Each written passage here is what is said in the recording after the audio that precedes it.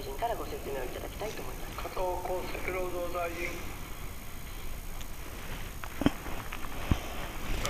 待機児童の解消、待ったのは保育の自治体である市区町村ということになります。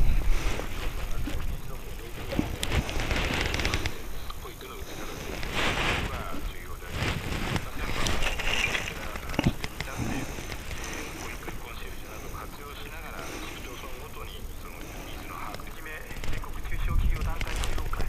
また全国商工会連合会に今足を運び、ご説明をさせていただくところです。加えて、団連、中小企業3団体を含めて一時的な会議を行っていたり、改正を丁寧に意見交換をさせていただくところでございます。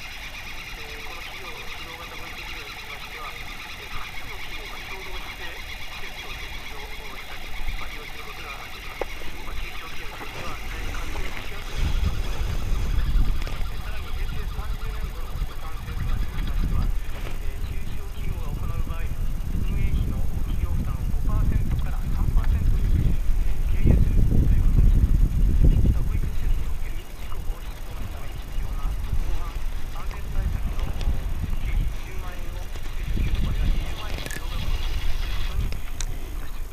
ります。加えて共同提携していただく場合は、新たに100万円を次に4ページ目の資料をご覧いただければと思います。世界経済に占める市場経済諸国の比率と書いてありますが、これは端的に言って、日